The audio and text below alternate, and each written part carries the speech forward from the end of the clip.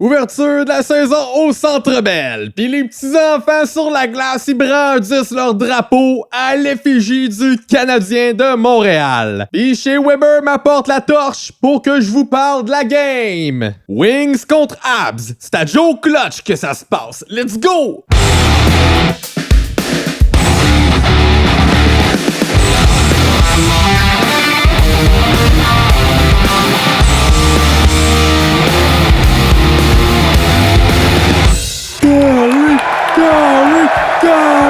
Carrie!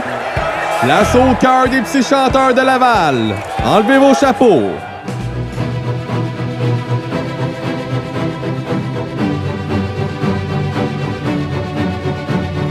Oh Canada, terre de nos aïeux.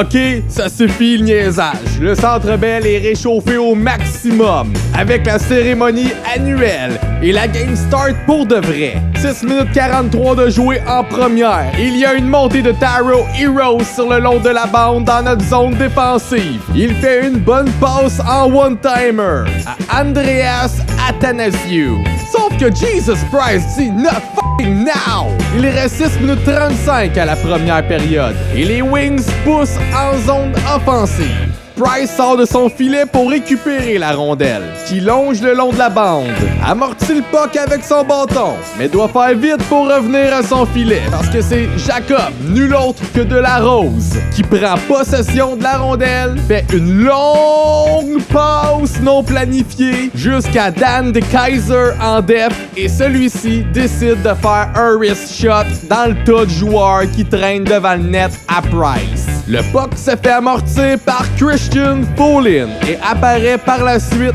sur le bâton de Darren Helm, qui prend un wrist shot assez précis pour atteindre le poteau de l'intérieur du filet et c'est le but. 1-0 pour les Wings.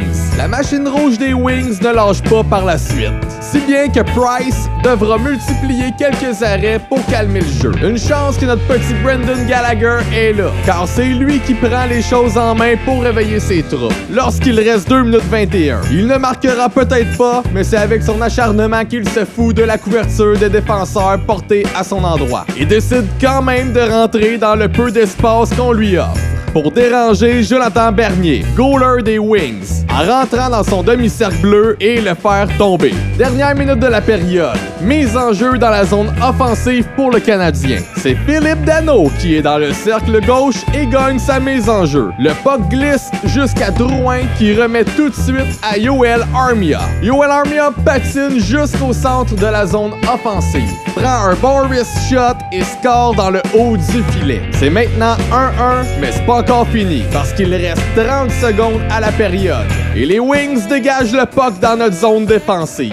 Jeff Petrie est incapable d'intercepter le puck sur le long de la bande. Plusieurs joueurs frappent sur la rondelle, qui finit par aller jusqu'au joueur de défense des Wings, Dan de Kaiser, qui fait un slap shot qui bounce sur la bande derrière Price. C'est Dylan Larkin qui va directement derrière le but, frappe la rondelle, qui va directement devant le net, et Tyler Bertuzzi, à son tour, frappe la rondelle, qui finit dans le but. Gros jeu brouillon, pas trop prévisible, c'est quand même 2-1 Wings. La deuxième commence que Price doit encore se signaler parce que nos Habs ne semblent pas comprendre qu'il y avait une game cette soirée-là. On drague, on branche, toi-même tu sais pourquoi. Wow! Comme je disais, nos joueurs ne jouent pas avec la même détermination qu'ils avaient sur la route. Heureusement, nous sommes en power play que notre jeu s'installe. Jeff Petrie décoche un slap shot du bas de la zone, mais n'atteint pas la cible. Le puck pogne la baie vitrée et revient par-dessus le filet que Max Domi se dirige vers l'arrière du filet et se bat comme un acharné pour pousser la rondelle dans le net. Gros bullet, mais c'est quand même 2-2. Nick Suzuki prend une pénalité et c'est maintenant les Wings qui sont en power play. Lorsqu'il reste 4 minutes 25 à cette période, le jeu des Wings en power play est plutôt simple. En fait, il ressemble beaucoup à celui des Habs, qui passe toujours pour Weber. Dans le cas des Wings, c'est Anthony Mantha qui décoche sur réception proche de la ligne bleue. Mantha possède tout un shot. Et comme défaite, il parviendra à marquer dans cet avantage numérique grâce à un tir parfait dans le coin supérieur gauche du filet. C'est maintenant 3-2 Wings. Ensuite, on peut finalement sentir un peu de vie de la part de nos Habs. En entrée de jeu, c'est le trio composé de Kotkaniemi, Drouin et Byron qui sont partout sur la glace en zone offensive.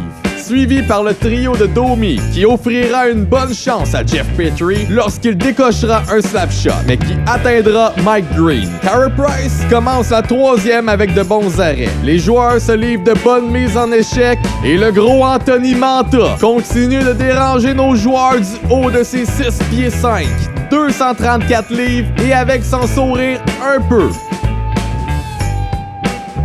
pas mal fendant. Les meilleures flashs offensives proviennent de Jonathan Drouin, Yoel Armia et Jesperi Kotkaniemi, pendant que le reste du groupe se font invisibles. Même la foule se fait presque trop silencieuse pendant cette troisième. Pour de vrai, le Canadien manquait de vitesse, les jeux de transition étaient à chier, et avoir eu à payer 200$ pour une soirée au Centre Bell, j'aurais été en tabarnak.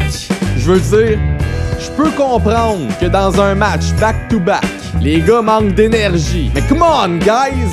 C'est la season opening! Puis vous laissez votre goaler multiplier arrêt par-dessus arrêt avec des breakaways à pu finir à vos visiteurs. J'espère que vos hot dogs étaient chauds et qu'il en valait la peine. Parce que la game, elle, était ennuyante et sans saveur. La game va finir lorsque Carey Price ira se faire remplacer par un joueur en fin de match. Et que les Wings réussiront à dégager leur territoire et que le puck filera jusqu'au but des airs des Canadiens. 4-2, Wings et c'est la fin. Mention honorable à Carey Jesus Price et Jonathan Beldan Drouin.